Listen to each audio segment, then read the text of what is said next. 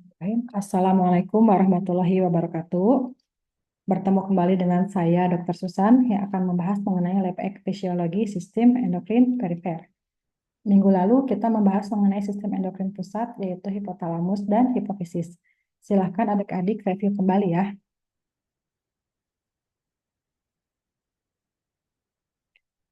Adapun capaian pembelajaran yang harus adik-adik kuasai yaitu mampu memahami fungsi dari organ adrenal, pankreas, gonad, tiroid, dan paratiroid. Nah, sarannya sebelum membahas fungsi dari organ endokrin tersebut, sebaiknya adik-adik pahami dulu mengenai struktur makro yaitu anatomi dan struktur mikro yaitu histologi dari masing-masing kelenjar endokrin ini ya. Nah, pada tiroid dihasilkan hormon T3, T4, dan kalsitonin di mana memiliki struktur biokimia dan fungsi yang berbeda sebetulnya. Fungsi berikutnya yaitu sebagai metabolisme energi dengan mengatur BMR yaitu basal metabolisme rate. Ada yang tahu apa itu BMR? Nah, coba sekarang kita renungkan. Saat istirahat atau tidur, apakah kita masih tetap bernafas? Apakah jantung ikut istirahat alias berhenti berdetak? Nah, tentu tidak ya. Nah, saat adik-adik istirahat atau tertidur, tubuh masih menjalankan fungsi dasarnya seperti bernafas, jantung tetap berdetak, sistem sirkulasi juga tetap berjalan, produksi sel-sel tetap bekerja, metabolisme dari pencernaan makanan dan sistem ekskresi juga berjalan ya. Nah, untuk menjalankan fungsi tersebut, tubuh itu memerlukan sejumlah kalori agar proses dasar tersebut tetap berjalan dengan baik dan berkelanjutan. Kemudian fungsi lainnya yaitu sebagai regulator dari suhu tubuh. Kok bisa tiroid sebagai pengatur suhu tubuh, bukannya hipotalamus? Nah, hormon tiroid ini mengatur sensitivitas jaringan terhadap stimulasi simpatik oleh norepinefrin sebetulnya Maya. Nah, untuk tahu lebih jelasnya, silakan adik-adik baca mengenai termoregulasi, ya, pengaturan suhu di dalam tubuh kita. Di situ banyak banget yang berperan antara hipotalamus dan organ-organ yang lainnya, termasuk otot, dan salah satunya ini ya, tiroid.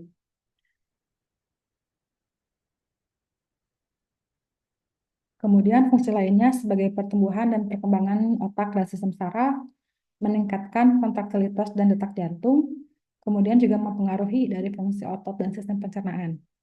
Nah, selain itu juga mengatur metabolisme makronutrien ya, seperti karbohidrat, lemak, dan juga protein. Jadi kalau berbicara soal metabolisme nutrisi, pasti ada hubungannya dengan hormon tiroid ini. Kemudian meningkatkan pemecahan kolesterol, juga selain itu hormon tiroid berfungsi dengan berinteraksi beserta hormon lainnya dan mempengaruhi fungsi hormon lain di dalam tubuh ya. Jadi tidak bisa bekerja sendiri.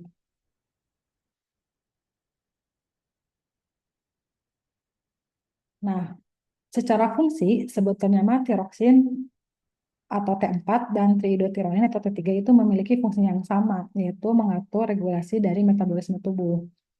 Tetapi secara struktur, ini T3 ini memiliki uh, struktur yang lebih poten ya, sebetulnya lebih kuat daripada T4. Namun jumlahnya lebih sedikit dan dia itu bertahannya lebih singkat sebenarnya untuk T3. Nah, sedangkan kalsitonin ini dia mengatur kadar kalsium dalam darah dengan cara menghambat aktivitas dari osteoklas. Selain itu juga menurunkan penyerapan kalsium di usus dan di ginjal. Ya,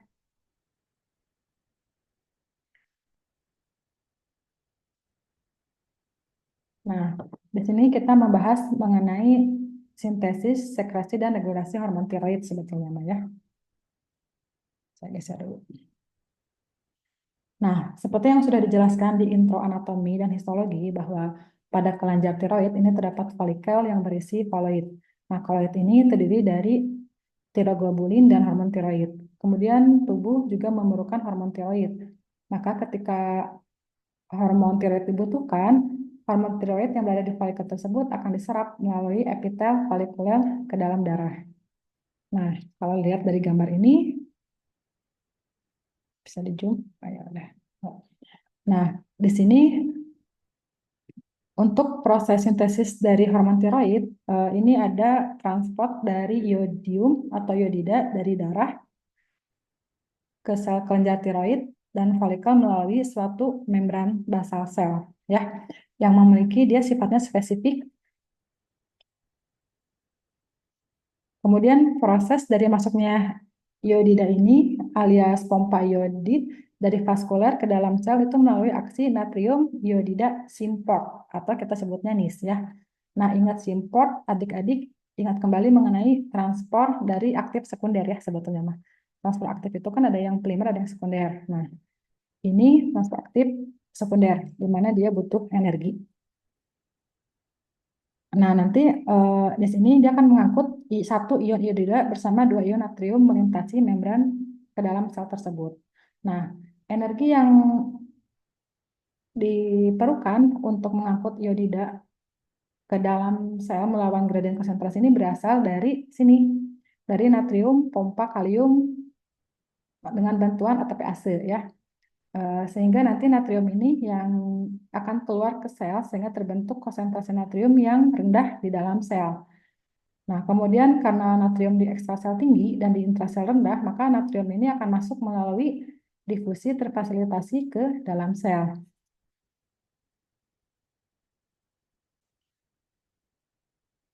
Kemudian iodida ini diangkut keluar dari sel tiroid melintasi membran apikal ke dalam folikel oleh ion klorida ya, klorida melalui apa ini teh molekul kotransporter yang kita sebut sebagai pendrin. Nah, pendrin ini merupakan protein yang berperan dalam transport ion di sel-sel epitel. Contoh yang lain, kotransport itu sebetulnya mah ada klorida atau bikarbonat ya yang tujuannya untuk mengatur keseimbangan ion. Nah, kemudian dari sel epitel tiroid ini mensekresi juga tiroglobulin ke dalam folikel yang mengandung asam amino tirosin. Nah, pengikatan dari iodium dari darah oleh tirosin dalam tiroglobulin membentuk monoiodotirosin dan diodotirosin atau kita sebut sebagai MIT atau DIT. Nah, pembentukan dari MIT dan DIT ini dia akan membentuk hormon T3 dan T4 seperti itu. Kemudian nanti oleh sel endokrin akan disimpan di dalam satu tadi sel folikel koloid ya melalui proses pinositosis. Nah, ketika suatu saat ada stimulus atau proses pengeluaran si T3T4 ke dalam ekstrasel. Nah, ini maka tiroglobulin ini dia akan dipecah sehingga terlepaslah T3 dan T4 ini ke dalam darah dengan bantuan suatu enzim ya, protease. Nah, nanti T3T4 ini akan berikatan dengan TBG atau thyroxine binding globulin yang akan didistribusikan ke dalam jaringan tubuh.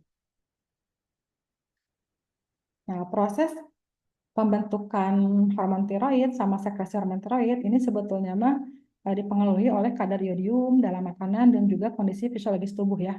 Kalau tubuh kurang iodium berarti otomatis tubuh akan mensekresi akan menstimulasi TSH dan di pituitari tiroid sehingga terjadi sekresi dari hormon tiroid. Tapi kalau dirasa tubuh cukup nih hormon tiroidnya, maka kelebihan iodium dia akan disintesis menjadi hormon tiroid di dalam koloid droplet seperti itu ya. Nah, ini sebaiknya adik-adik pahami karena nanti secara klinis akan berhubungan sama kasus tiroid sama hipotiroid ya. Nanti kita akan bahas di skenario kasus pada saat KBM. Nah, sekarang kita masuk ke paratiroid ya. Paratiroid ini fungsi utamanya untuk regulasi dari metabolisme kalsium sebetulnya, Mas. Tapi juga berfungsi untuk fungsi saraf sama fungsi otot dan juga untuk pembekuan darah dan kesehatan tulang dan gigi. Juga mengontrol konsentrasi ion kalsium dengan meningkatkan penyerapan kalsium di usus dan di ginjal ya, serta melepaskan kalsium di tulang.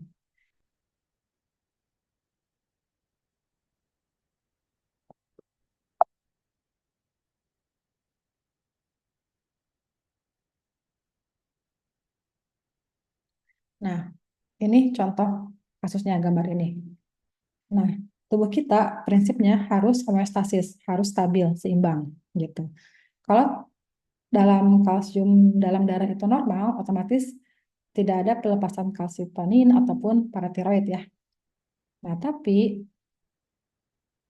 ketika terjadi suatu penurunan kadar kalsium dalam darah, maka terjadi stimulus atau perangsangan dari si hormon paratiroid ini untuk merilis hormon PTH. Nah, PTH ini akan meningkatkan penyerapan dari kalsium di usus sama di ginjal ya. Nah, tapi aktivasi dari penyerapan kalsium di usus ini membentukkan suatu vitamin D. Makanya sarannya eh, untuk yang hipokalsemi itu berjemur juga ya. Nah, kemudian selain di usus dan di ginjal juga menstimulasi pelepasan deposit kalsium di tulang gitu sehingga diharapkan dengan ketiga kerja organ ini terjadi suatu homeostasis tubuh ya. Nah, berbeda dengan kasus di mana misalkan terjadi suatu peningkatan kalsium dalam darah, maka pembuluh darah ini akan memberikan suatu stimulus dan akan ditangkap oleh reseptor di tiroid untuk melepaskan hormon kalsitonin. Nah, kalsitonin ini dia akan menyimpan, akan menstimulasi kalsium untuk menjadi deposit di tulang. Kemudian dia juga akan mengurangi penyerapan kalsium di ginjal, ya seperti itu. Jadi ini hormon kalsitonin sama PTH sebetulnya mah saling antagonis ya, jangan sampai terbalik.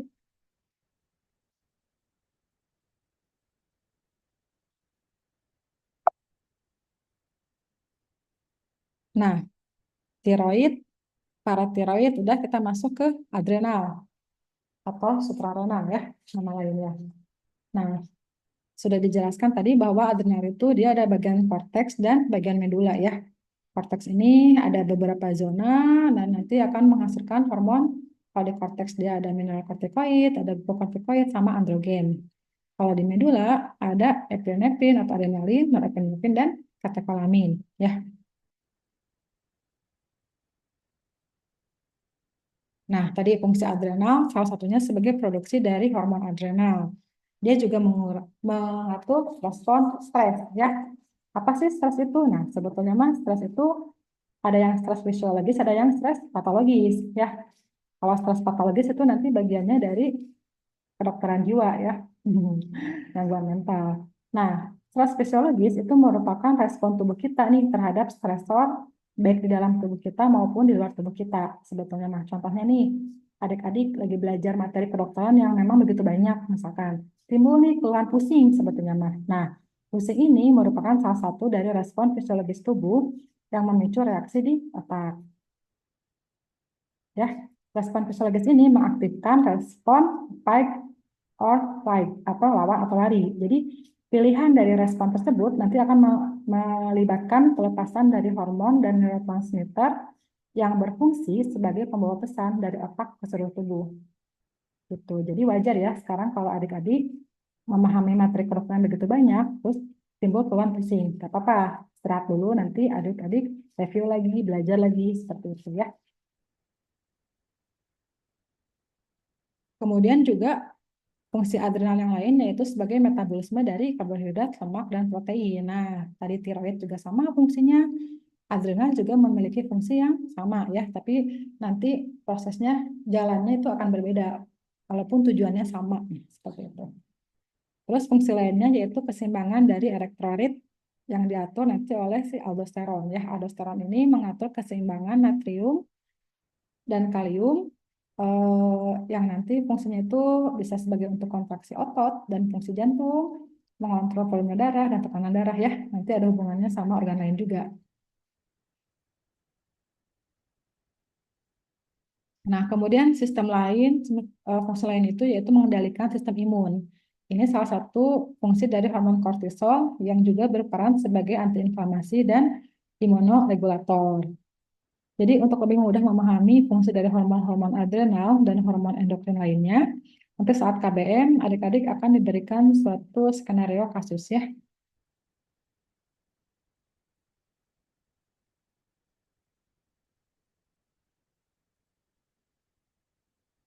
Nah, ini tadi yang sudah dibahas bahwa hormon adrenal ada glukokortikoid, contohnya kortisol, yang dia hormon stres yang membantu mengatur metabolisme juga. Terus respon imun juga meningkatkan glukosa darah selama stres. Jadi kalau pada kasus nih, contoh stres fisiologis yang lain, misalkan kasus trauma atau cedera ya, di mana kalau kita lihat nih secara biomolekulernya bahwa kondisi stres seperti yang tadi disebutkan itu akan memicu peningkatan kadar gula darah sebetulnya mah ya. Tapi nanti ketika stresnya terkendali, maka nanti gula darahnya dia akan normal kembali.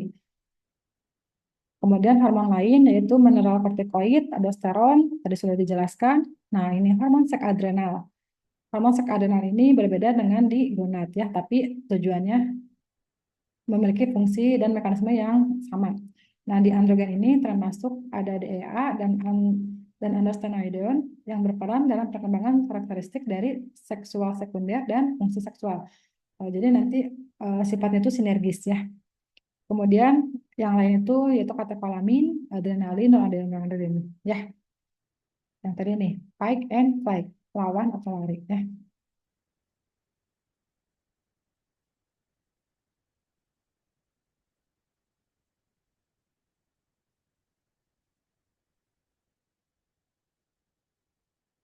Nah, ini kita membahas sebetulnya mengenai sintesis dari beberapa hormon, yaitu hormon progesteron, testosteron, dan estradiol ya, atau estrogen. Di mana bahan bakunya itu adalah sama, yaitu kolesterol.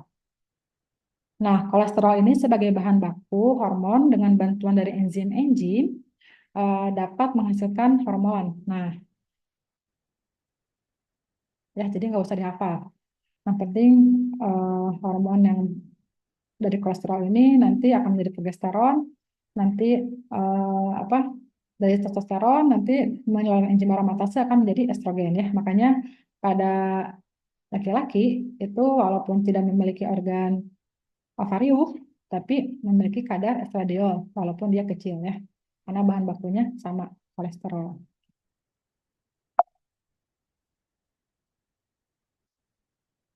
Nah, kita masuk nih ke yang berikutnya yaitu pankreas. Nah, pankreas ini memiliki fungsi ganda ya, yaitu dia berperan sebagai kelenjar endokrin dan juga kelenjar eksokrin ya. Nah, di kelenjar endokrin menghasilkan hormon insulin, glukagon di mana sifatnya diantagonis atau berlawanan, dan somatostatin sebagai mengatur atau menekan sekresi dari hormon lainnya termasuk hormon insulin dan glukagon ya. Jadi ada tiga hormon di pankreas. Sedangkan di eksokrin, fungsi eksokrin dari kelenjar pankreas ini dia memproduksi enzim-enzim pencernaan yang membantu memecah makanan di usus. Contohnya sekresi amilase ya, sekresi lipase atau protease. Nanti enzim-enzim ini akan disekresikan ke dalam usus melalui saluran pankreas nanti. Nah, ini untuk sistem eksokrin ini akan dibahas melalui sistem gastrointestinal ya, sistem GIS nanti semester berikutnya. Nah, ini yang perlu adik-adik ketahui yaitu mekanisme dari kerja insulin, di mana insulin itu ketika kita dalam kondisi tubuh itu eh, hiperglikemi ya, kadar gulanya tinggi, maka peran insulin bekerja tuh. Insulin itu dia tidak bisa masuk langsung ke dalam sel karena dia membutuhkan suatu transporter ya, GLUT, GLUT2.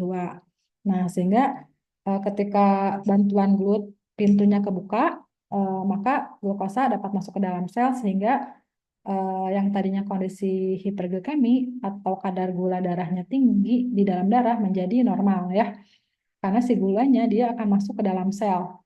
Nih, gula ini nanti akan melalui suatu proses, bisa suatu proses glikolisis, nanti yang akan menghasilkan satu ATP, ataupun kalaupun masih banyak nih stoknya, maka akan disimpan menjadi suatu glikogen ya, gitu. Begitupun sebaliknya dengan fungsi dari glukagon.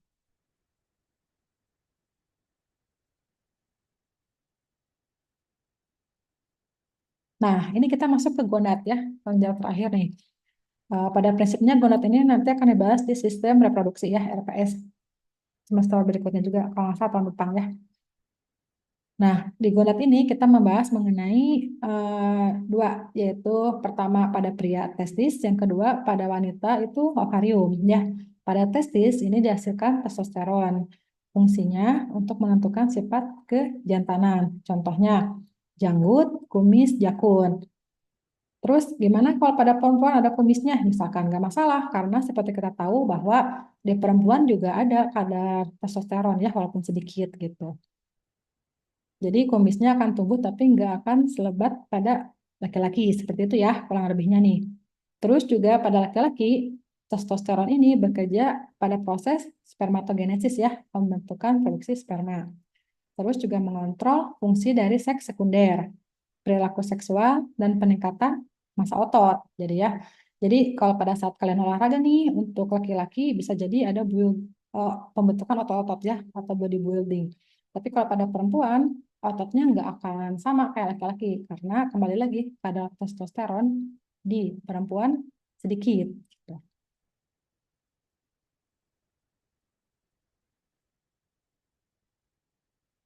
Nanti ini akan membahas mengenai sel Leydig sama sel story ya.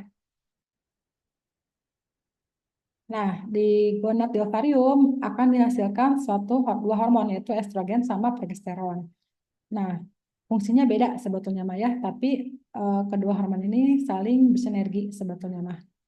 Nanti estrogen contohnya dia menstimulasi perkembangan dari seks sekunder, misalnya payudara, rambut pubis, ketiak, ataupun dari payudara itu melalui jaringan parenkim dan stroma sehingga pada saat puber ya, sehingga dia akan tumbuh dan berkembang. Nanti juga pada saat kehamilan dia akan jadi perkembangan saluran susu untuk mengeluarkan ASI pada saat nanti laktasi. Nah, pada rahim ada peningkatan sel endometrium pada fase folikuler pada siklus menstruasi. Jadi estrogen ini dia akan menambahkan lapisan endometrium ya, sehingga kalau memang ada apa namanya itu penyatuan sperma sama ovum akan terjadi suatu kehamilan. Tapi kalau tidak, maka kalau tidak terjadi penyatuan sperma sama ovum, maka akan terjadi suatu menstruasi seperti itu, siklus siklus hormonal pada perempuan ya. Terus kalau pada vagina, fungsi estrogen ini nih untuk proliferasi dari sel epitel mukosa. Nah, ya. Jadi estrogen pada wanita itu penting sebetulnya mah. Karena itu juga mempengaruhi kulit nih. Kulit kalian yang sekarang saat ini halus, kayak bayi seperti itu ya, itu adalah peran dari estrogen. Beda pada saat nanti ketika kita memasuki fase menopause ya, di mana kadar estrogen berkurang. Nah, fungsi yang lain dari estrogen yaitu sebagai perkembangan tulang panjang melalui fusi lempeng pertumbuhan epifisis ya, dan menonaktifkan eksteoplast. Nah, ini mirip ya dengan fungsi hormon lain yang tadi sudah dijelaskan. Sedangkan pada kardiovaskuler ini meningkatkan kadar HDL dan TGA, sehingga menurunkan kadar LDL dan kolesterol plasma. Jadi pada aplikasi klinisnya nih, nanti akan ada perbedaan risiko penyakit kardiovaskuler. Kenapa? Karena penyakit kardiovaskuler ini lebih sering pada laki-laki dibanding pada wanita. Kenapa? Karena pada wanita dia punya tameng, punya pelindung yaitu si estrogen. Ya. Pada laki-laki ada kan estrogen, cuman jumlahnya sedikit seperti itu ya. Nah, satu lagi nih progesteron. Progesteron ini sama tadi bahan dasarnya kolesterol ya. Sebagai perkembangan endometrium untuk pertumbuhan janin. Jadi progesteron ini nanti dominasi ke proses kehamilan sebetulnya. Terus juga mengurangi kontraksi miometrium saat implantasi karena nanti kalau miometriumnya dia berkontraksi, otomatis kan khawatirnya dia implantasinya tidak bisa berjalan ya, alias nanti ada timbul pendarahan atau yang lain. Nah, kemudian fungsi lain dari progesteron yaitu menghambat proses laktasi pada saat kehamilan ya. Nanti ini kalian bahas lebih detail. Nanti ada alur laktasi, ada alur kehamilan. Jadi eh, pada saat hamil itu sebetulnya mah tidak boleh menyusui gitu ya, karena nanti ada proses di mana hubungannya nantilah dibahas lah ya, bising kejauhan. Kemudian selain itu juga progesteron berperan untuk menurunkan imun ibu ya, imun ibu untuk fertilisasi dan juga perkembangan embrio. Kenapa? Karena jika imun ibu nanti tidak diturunkan, nanti embrio ini atau janin yang zigot yang menempel pada embrio itu akan dianggap berdasing, gitu ya. Jadi istilahnya kalau dianggap berdasing berarti nanti ada reaksi imunitas. Maka dari itu di awal kehamilan si progesteron ini dia menurunkan imunitas ibu ya. Nah, nanti ini juga dipelajari di RPS. Kemudian progesteron juga membantu pertumbuhan dari kelenjar susu ya, bekerja sama dengan hormon prolaktin. Nah, selain itu juga meningkatkan lapisan dari mukosa cervix ya. Nah, pada pria nih, progesteron berfungsi untuk memfasilitasi dari spermiogenesis dan sintesis androgen. Ya, seperti itu dari saya. Mudah-mudahan dapat dipahami. Mangga nanti kalau ada pertanyaan atau ada hal-hal yang memang masih bingung, silahkan kita bahas pada saat KBM ya. Terima kasih atas perhatiannya. Assalamualaikum warahmatullahi wabarakatuh.